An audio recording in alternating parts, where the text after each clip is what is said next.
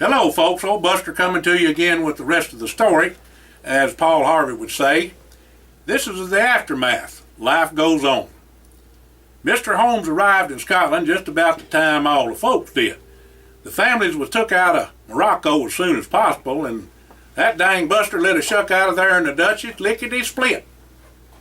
Well, Hired followed in Star. Star'd be took back to the boys' place by one of the Air Force pilots along with the chopper that Mr. Holmes fixed up for him.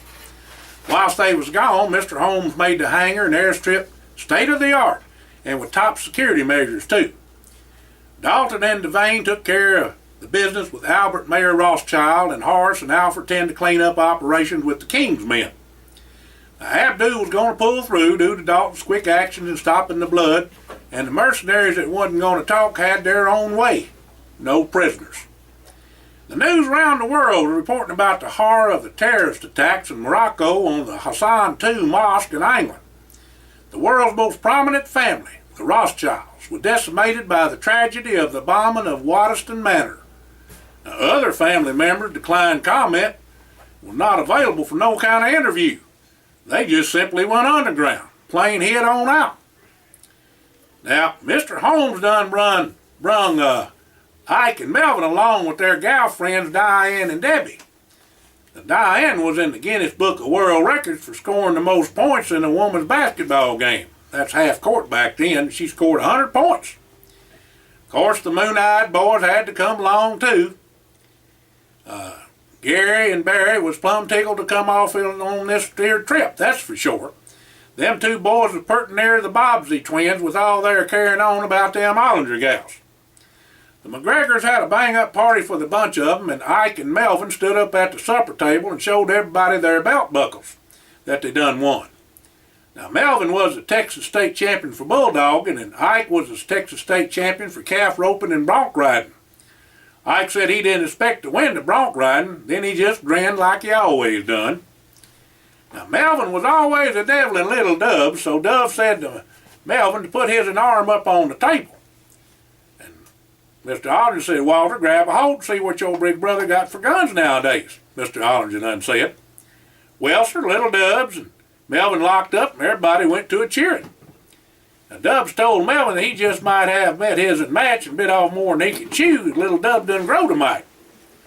There was a huffing and a puffing, and finally little Dub put the move on old Melvin and put him down. Melvin said he just couldn't believe Walter could do that to him. Now, Mr. Ollinger told Melvin, "You ain't been where he'd been lately, son."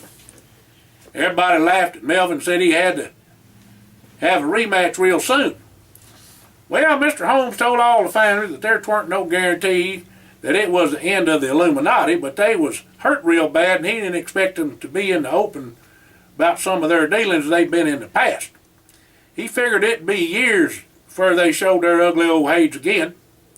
Well, Mr. Holmes also said the Illuminati was, and always will be, a top priority for the Presidential Corps.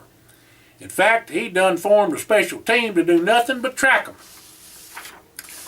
The good news that called for a round or two old McBrayer was that Melvin and Debbie and Ike and Diane planned to be married up real soon.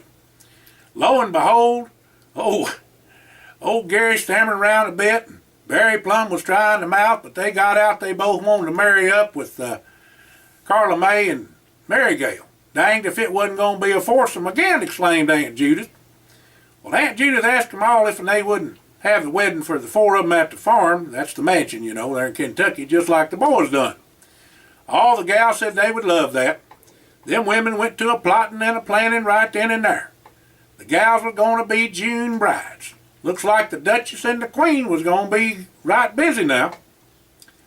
Well, Barry said he was going to stay in the cattle business, and